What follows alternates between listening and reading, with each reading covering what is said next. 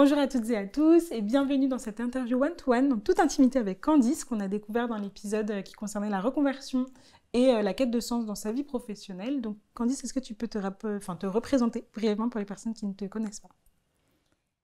J'ai 27 ans et je suis une multirécidiviste de la reconversion.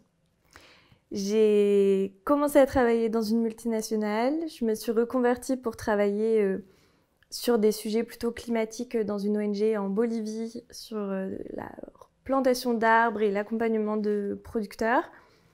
Et puis je me suis de nouveau reconvertie pour travailler plutôt toujours sur l'environnement. Je pense que c'est le fil rouge de mon parcours. Mais d'un point de vue politique, d'abord au niveau local et puis ensuite au niveau du Parlement européen, qu'est-ce qu'on peut faire sur l'agriculture durable, sur le commerce équitable, sur les grands enjeux de transition. Et il y a peu, je me suis reconvertie en tant qu'entrepreneuse pour ouvrir une savonnerie écoféministe. Ok, alors du coup, quand on est passé de la multinationale à la déforestation, au Parlement, pourquoi la savonnerie aujourd'hui? C'est une question que tous mes proches se posent. Forcément, quand on se reconvertit, c'est parfois difficile d'accepter ce qu'on a vraiment envie de faire. Moi, j'ai appris à faire du savon quand j'habitais en Bolivie et c'était le tout début du zéro déchet. Et donc, je cherchais des solutions zéro déchet puisqu'en Bolivie, malheureusement, il y a encore beaucoup de sacs plastiques, beaucoup de déchets. Et une des bases du zéro déchet, c'est le savon de Marseille. Sauf qu'en Bolivie, je ne trouvais pas de savon de Marseille, donc je me suis dit, je vais faire mon propre savon de Marseille. J'ai rencontré une Chilienne qui s'appelle Viviana et qui faisait des formations. Et en fait, je me suis passionnée parce que la savonnerie, c'est une espèce de recette de cuisine avec des fleurs, des plantes qu'on infuse dans des huiles. C'est très sympa à faire et c'est surtout un produit très utile. Et pourquoi la savonnerie ? Étant très engagée sur les questions de climat, je me posais souvent la question mais en fait, demain, si tout s'effondre, est-ce que ça sert à quelque chose? Est-ce que je sais faire des choses? Est-ce que si je suis pas derrière un ordinateur, je sais faire des choses? Et la satisfaction de faire des choses avec ses mains, d'avoir fait un produit qui est utile, parce que le savon, c'est un produit qu'on utilise tous les jours et qui va être très utile dans un contexte où même s'il y avait un effondrement, on aurait toujours besoin de savon. On a eu besoin de savon pendant la crise Covid. Donc je me suis dit, c'est un produit utile que j'aime faire, que je fais avec mes mains et qui peut avoir une résonance pour plein de femmes parce que il y a l'objectif d'ouvrir un chantier d'insertion pour des femmes qui sont éloignées de l'emploi.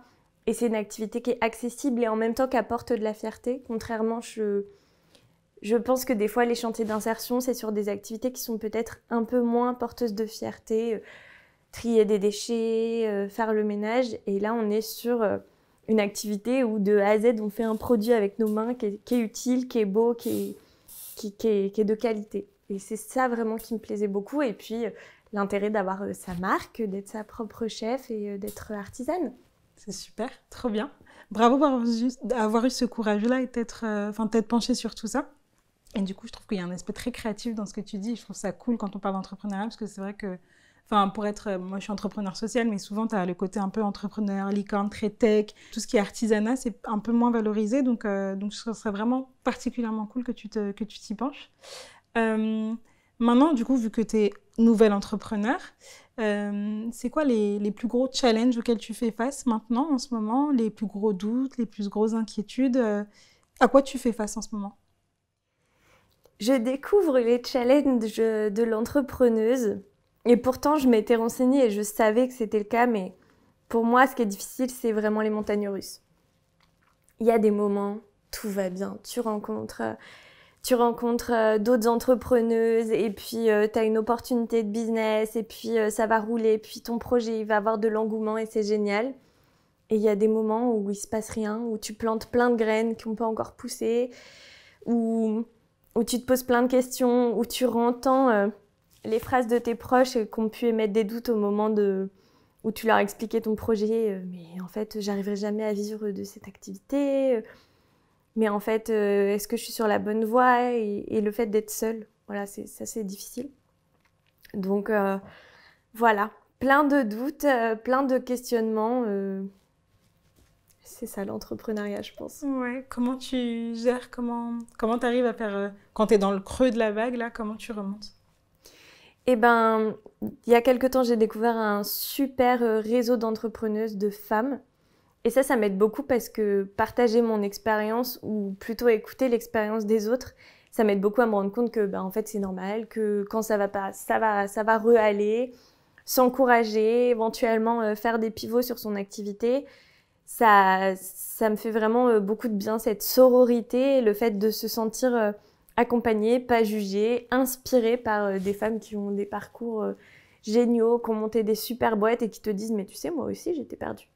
Donc, du coup, tu t'es reconvertie. Est-ce que tu trouves qu'il y a une difficulté particulière à se reconvertir quand on est une femme?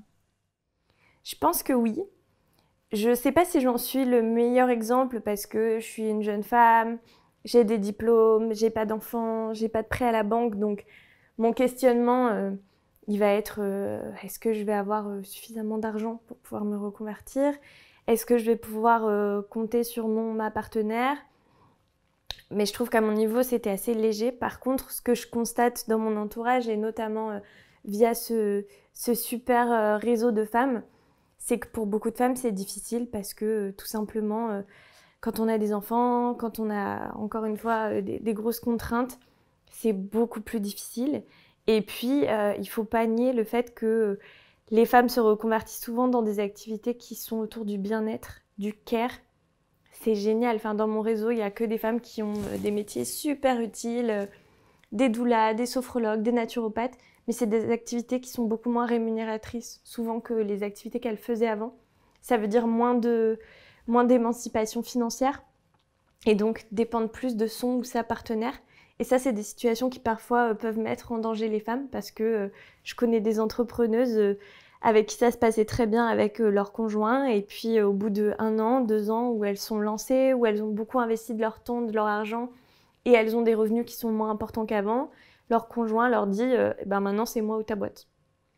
Et ça, forcément, ça met dans une situation où si on choisit le conjoint, ben il y a forcément quelque chose qui est difficile. Si on choisit l'entreprise, en fait, on est pieds et poings liés dans une situation financière compliquée. Donc, je trouve ça génial qu'il y ait cette vague de femmes qui créent leur propre boîte, qui soient à fond dans l'empowerment.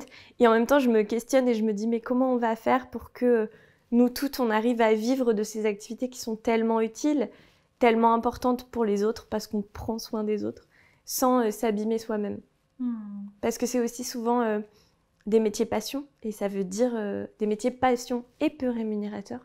Donc ça veut dire travailler beaucoup, faire des sacrifices sur sa vie perso, sur son bien-être, et c'est là où c'est difficile.